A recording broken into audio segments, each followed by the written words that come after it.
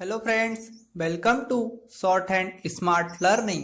प्रस्तुत है SSC stenographer dictation.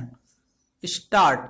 सभापति महोदय, हमारी पार्टी ने असम राज्य की समस्या को जिस रूप से समझा है उसको हमारे माननीय नेता ने इस सदन में अपने वक्तव्य में स्पष्ट रूप से कह दिया है।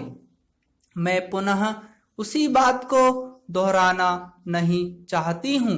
मैं इस बात से सहमत हूँ कि यह एक गंभीर समस्या है और देश की रक्षा के लिए यह एक विकट समस्या बनी हुई है। इसमें कोई संदेह नहीं है कि कुछ राजनीतिक दल इस समस्या को हल करने के बजाय और बढ़ाना चाहते हैं। हम सभी यह जानते हैं कि कुछ विदेशी शक्तियां जिनकी चर्चा इस सदन में हो चुकी है, यह काम कर रही है। यह समस्या न केवल असम राज्य में है बल्कि धीरे धीरे देश के अन्य कई प्रदेशों में भी फैलती जा रही है। इन विदेशी शक्तियों की ऐसी इच्छा है कि यह देश अलग अलग टुकड़ों में बट जाए और एक शक्तिशाली देश ना बनने पाए। मैं अपनी पार्टी की ओर से सरकार को यह आश्वासन देना चाहती हूं कि हमारी पार्टी देश की एकता को किसी भी स्थिति में भंग होने नहीं देगी। देश की एकता और अखंडता को बनाए रखने के लिए सरकार जो भी कदम उठाएगी उसमें हमारी पार्टी पूरी तरह से सरकार का साथ देगी। इन सब के बावजूद हमें यह अवश्य विचार कर लेना चाहिए कि केंद्र सरकार ने इस सदन में ऐसे कौन कौन से कदम उठाने के प्रस्ताव रखे हैं जिनसे असम राज्य की समस्या को हल करने में सहायता मिलेगी। अभी सदन के एक माननीय सदस्य कह रहे थे कि असम की आर्थिक स्थिति का लाभ उठाकर यह बाहरी शक्तियां वहां पर अपना अपना काम कर रही हैं।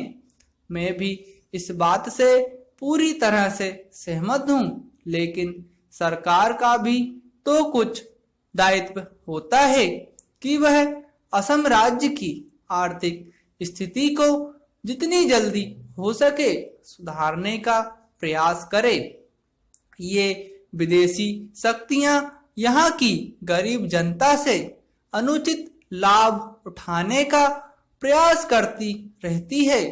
कुछ समय पहले असम के मुख्यमंत्री जी ने भी कहा था कि असम राज्य के जो प्रगति के साधन हैं वे बहुत बड़े पैमाने पर राज्य के बाहर चले जाते हैं। उन्होंने इस तरफ केंद्र सरकार का ध्यान भी आकर्षित किया था, लेकिन मुझे बड़े खेद के साथ यह कहना पड़ रहा है कि केंद्र सरकार ने मुख्यमंत्री जी की उस बात की तरफ कोई ध्यान नहीं दिया। असम में बंगाल देशियों की गतिविधियां निरंतर बढ़ती जा रही हैं। राज्य सरकार इन पर नियंत्रण पाने में विफल हो गई है। इसीलिए वो बड़े प्रभाव क्षेत्र के 7 जिलों में सेना तैनात की गई है। सेना ने उग्रवादियों के विरुद्ध ऑपरेशन क्रांति के नाम से कार्रवाई शुरू कर दी है।